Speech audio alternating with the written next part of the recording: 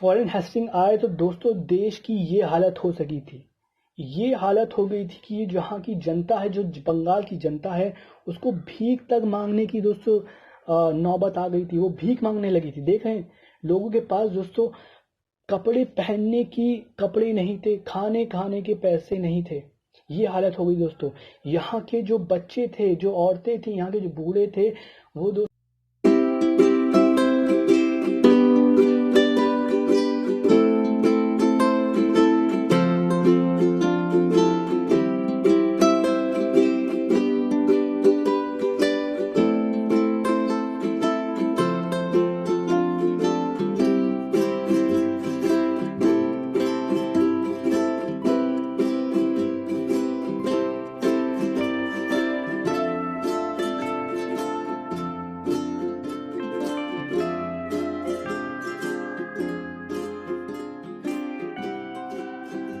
शासन प्रणाली के बाद लॉर्ड क्लाइव को वापस बुला लिया गया था, जिनकी वजह से बंगाल में काफ़ी ज़्यादा अराजकता, भूखमरी और न्याय व्यवस्था बिल्कुल जर्जर हो चुकी थी। यहाँ की जो आवाम थी बंगाल की, वो बिलक बिलक के रोने लगी थी। बहुत सारी भूखमरी से लोग जब मारे जाने लगे थे, तब दोस्तों जो लॉर्ड क्लाइव थे, लॉर्ड क्लाइव को जिन्होंने ये द्वैध शासन को चालू कराया था, जिनकी वजह से सब हालत हुई थी, उसको जो ब्रिटिश में बिजनेसमैन थे बड़े बड़े, उन्होंने वापस बुला लिया था। और बुलाने के बाद नए गवर्नर जनरल को भेजा था, जिनका नाम था वॉरेन हेस्टिंग। अब इन्होंने आके कौन सा तीर मार लिया दोस्तों, देखते हैं यहाँ पर इन्होंने यहाँ पर क्या करा, वो भी हम दोस्तों देखेंगे इस वीडियो में। ठीक है, तो द्वैध, सबसे पहले तो दोस्तों इनका काम ये था कि जो लॉर्ड क्लाइव के द्वारा द्वैध शासन प्रणाली चलाई गई थी, बनाई गई थी, उसको इन्होंने ख़त्म कर दिया। द्वैध शासन प्रणाली दोस्तों क्या है, मैंने ये अपनी प्रीवियस वीडियो में डिस्कस करा है। आप मेरे चैनल पर जाकर सर्च कर सकते हैं। आप द्वैध शासन प्रणाली बाय ताहा लर्निंग चैनल, ये टाइप करके देखिए, आपको मेरी वीडियो मिल जाएगी। ठीक, तो जब वॉरेन हेस्टिंग यहाँ पर आए गवर्नर जनरल बनकर, तो उन्होंने सबसे पहले क्या करा, द्वैध शासन प्रणाली को ख़त्म कर दिया। कब? 1772 ईस्वी को। जो द्वैध शासन की प्रणाली है वो है 1765 से लेकर 1772, तो ये रही चालू दोस्तों। करा था उसको लॉर्ड क्लाइव ने और ख़त्म करा वॉरेन हेस्टिंग। ठीक, तो दोस्तों आप जो सामने वाला पोर्ट्रे देख रहे हैं, तो ये दोस्तों है वॉरेन हेस्टिंग का। ठीक है, तो पोर्ट्रे है, इससे आपको अच्छे से विजुलाइज हो जाएगा कि वॉरेन हेस्टिंग एक्चुअल में कौन कौन थे और कितने तरह के यहाँ पर गवर्नर जनरल आए। क्योंकि जब आप पिक्चर्स देखते हो तो आपको नाम अच्छे से याद होते हैं, तो इस मारे मैंने आपको सामने वाली पिक्चर्स लगा दी। आगे बहुत सारी पिक्चर्स आपको देखने को मिलेंगी। जब वॉरेन हेस्टिंग हिंदुस्तान में बंगाल के गवर्नर के रूप में आया, उस वक्त प्रदेश दोहरे शासन और अकाल से जर्जर हो चुका था। हेस्टिंग ने अपने सुधारों से अराजकता खत्म कर व्यवस्था लाने की कोशिश की। उसके सुधारों को 4 भागों में बांटा जा सकता है। दोस्तों देखिए, जब वॉरेन हेस्टिंग आए तो दोस्तों देश की ये हालत हो सकी थी।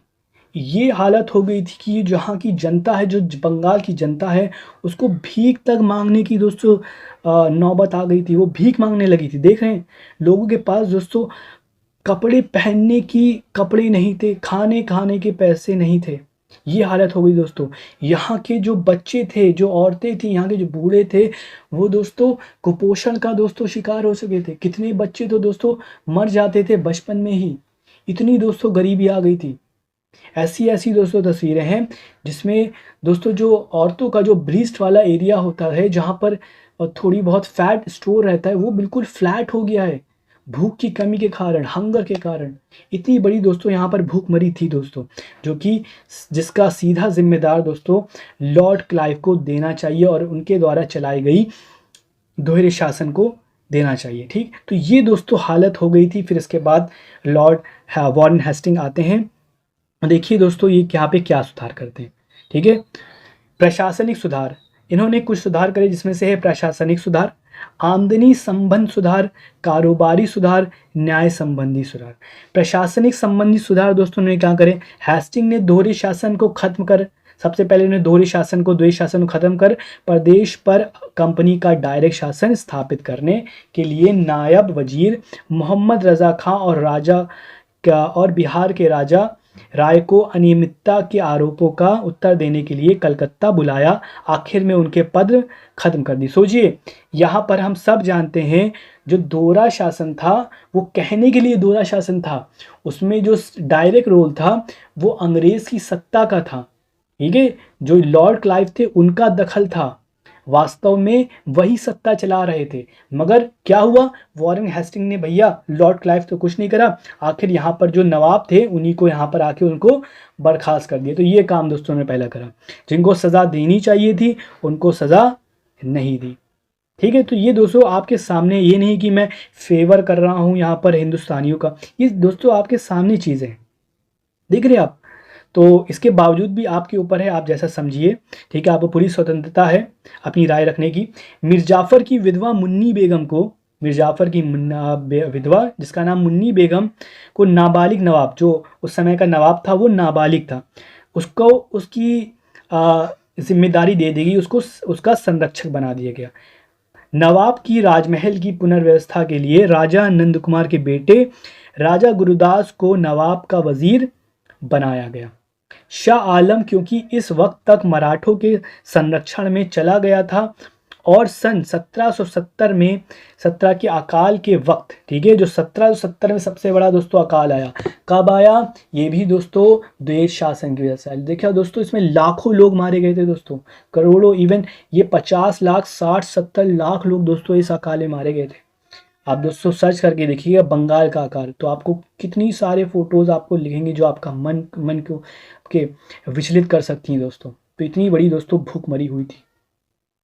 ठीक, और क्या करा उन्होंने, उल्टा वॉरेन हेस्टिंग आए, यहाँ पे जो नवाब थे उन्हीं को बर्खास्त कर दिया, और जिन्होंने चलाई थी लॉर्ड क्लाइव, उन्होंने कुछ नहीं करा। तो 1770 के अकाल के वक्त तक बंगाल का लगान भी घटा था, इसलिए मुगल बादशाह का शाही लगान खत्म कर दिया गया। मतलब कुछ भी हो, अगर कुछ भी दिक्कत होती थी तो क्या करते थे, उसका जिम्मेदार नवाब को बना देते थे, उसकी पेंशन खत्म कर देते थे, ठीक है, उसको पदों से हटा देते थे, अपना कुछ नहीं करते थे। बंगाल के नवाब की सालाना पेंशन 32 लाख से घटाकर 16 लाख कर दी गई।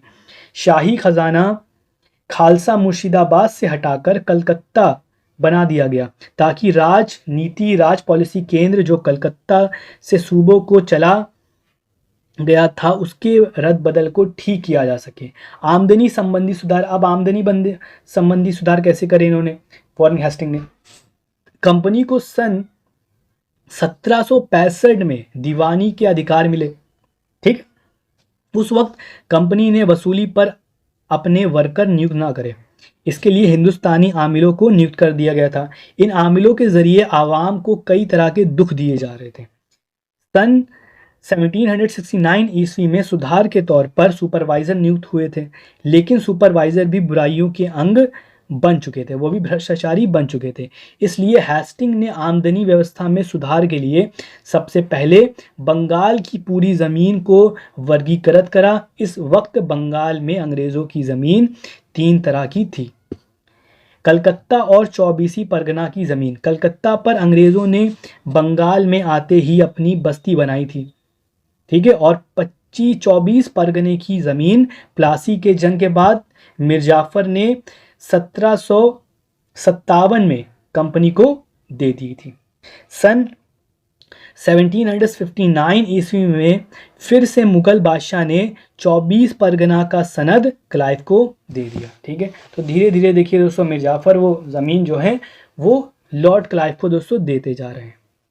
अब दूसरा, बर्दवान, मिदनापुर और चटगांव के क्षेत्र, सन 1760 में मीर कासिम ने ये जिले कंपनी को दिए थे, जिसकी मालगुजारी पर कंपनी का ही अधिकार होता था।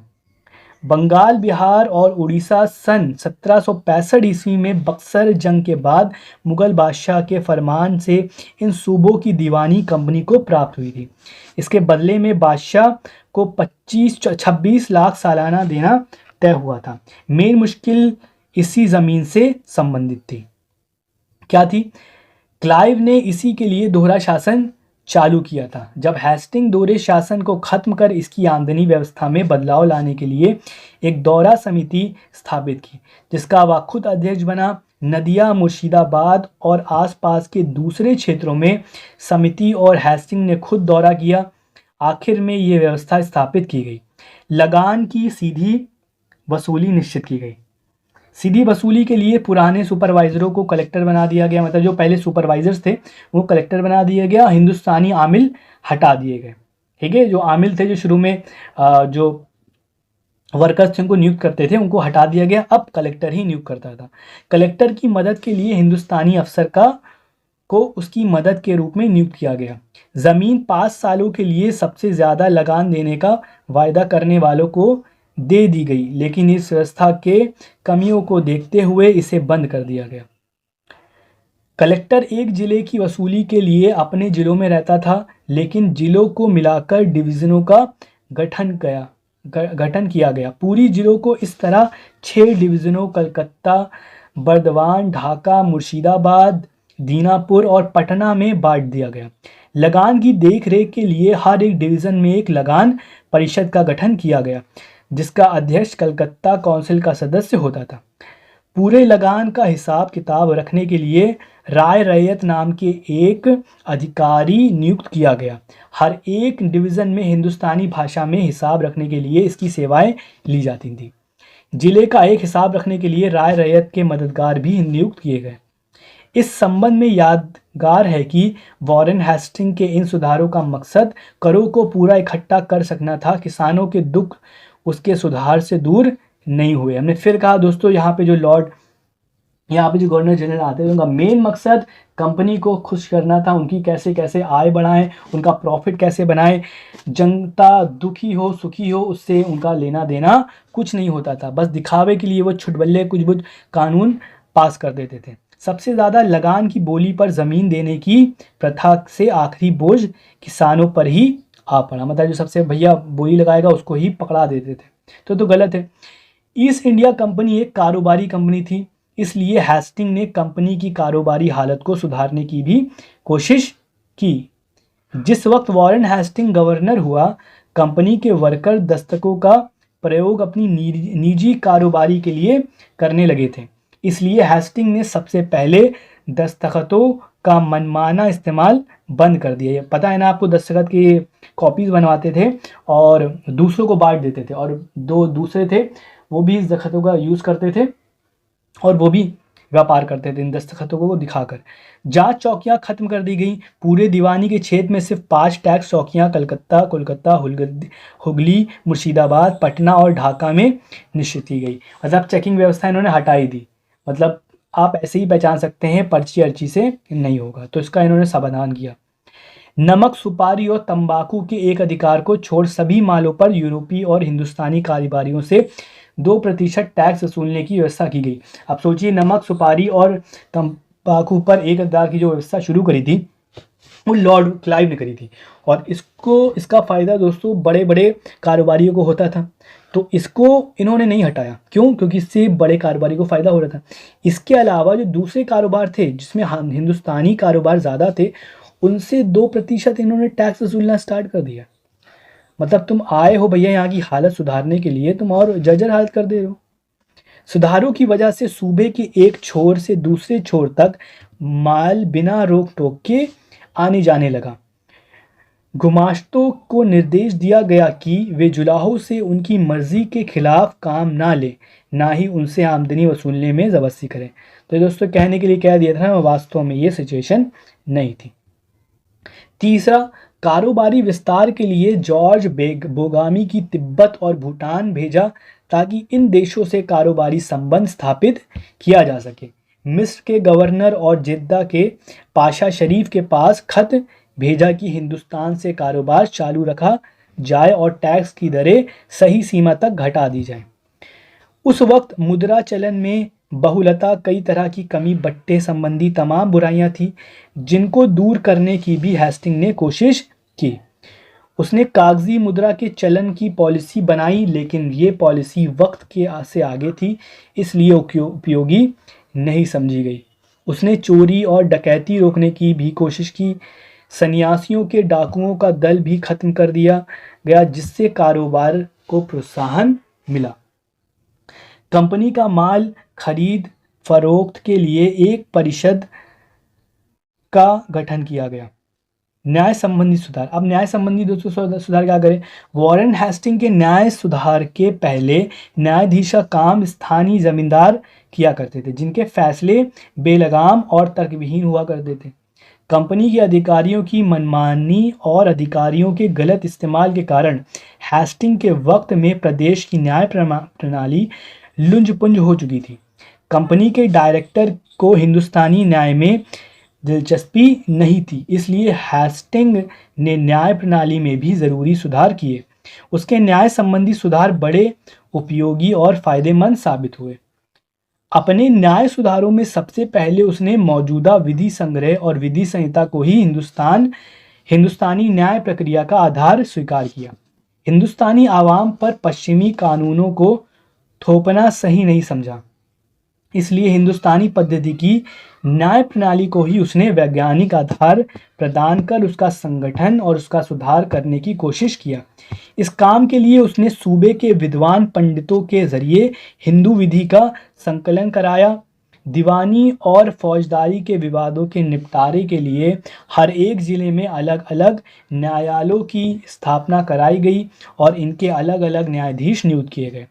दीवानी अदालत में कलेक्टर मेन न्यायाधीश हुआ करता था, जो कि दूसरी हिंदुस्तानी वर्कर्स की मदद से न्याय करता था। 500 मूल्य के मुकदमे कलेक्टर की अदालतों में विचार के लिए पेश करे जाते हैं। मतलब 500 का अगर मामला, उस समय 500 दोस्तों बहुत हो सकते थे, लगभग आज के समय के 10, 20, 30 हज़ार रुपये किए जा सकते थे। 10 रुपये तक के विवादों को गांव पंचायत में हल करने का प्रोत्साहन दिया गया और 10 रुपये के जो मामले होते थे वो सिर्फ ग्राम पंचायत में जो होते थे वही लोग हल कर देते थे। फौजदारी के विवादों के लिए निजामत अदालत का गठन किया गया। मतलब फौजदारी मामले जिसमें लड़ाई दंगा होता है, ठीक है, जिसमें एक आदमी दूसरे आदमी से मारपीट कर बैठता है, तो उसके लिए भी एक संस्था का गठन किया गया। कंपनी का एक हिंदुस्तानी अधिकारी 2 मौलवी और मुफ्तियों की मदद से न्याय करते थे। कलेक्टर फौजदारी के मुकदमों की अच्छी तरह संचालन की देखभाल करता रहता था। फौजदारी के गवाही की जांच कलेक्टर के निर्देश से होती थी। इन अदालतों को मौत की सजा का फैसला भी देने का अधिकार था। इन अदालतों के फैसलों की अपील के लिए कोलकाता में एक सदर दीवानी और दूसरी सदर निजामत अदालत की स्थापना की गई। सदर दीवानी अदालत में कंपनी के काउंसिल का अध्यक्ष और 2 सदस्य व आमदनी हिस्सेदारी के हिंदुस्तानी अधिकारी राय कानून की मदद से न्याय करते थे। सदर निजामत अदालत में मेन काजी नायम निजाब होता था, जो मौलवियों और मुफ्तियों की मदद से न्याय करता था। सदर निजामत अदालत के फैसले नवाब के हुक्म से ही पारित होते थे। नवाब की हुक्म के बगैर फैसला अधूरा और अमाननीय हो सकता था। सदर निजामत अदालत की निगरानी कलकत्ता काउंसिल के अधीन होती थी। विवाह, उत्तराधिकारी और जाति विवादों में हिंदुओं के लिए उनके धर्मशास्त्र के आधार पर और मुसलमानों के लिए उनके कुरान के आधार पर फैसले किए जाते थे, लेकिन फौजदारी के विवादों का फैसला सिर्फ मुस्लिम कानून के हिसाब से किया जाता था। तो दोस्तों ये कुछ सुधार थे यहाँ पर वॉरेन हेस्टिंग के, जो कि इन्होंने करे द्वेष शासन को हटाकर, ठीक है। तो आई होप दोस्तों आपको ये वीडियो अच्छी लगी होगी। तो इस वीडियो अगर ये आपको वीडियो अच्छी लगी है तो इस वीडियो को लाइक करें, कमेंट करें अगर कोई इसमें कमी हो, और ज़्यादा से ज़्यादा लोगों के साथ शेयर करें ताकि ये नॉलेज फैल सके। और अगर आपको ऐसी ही वीडियो चाहिए तो प्लीज़ हमारी चैनल को सब्सक्राइब करिए।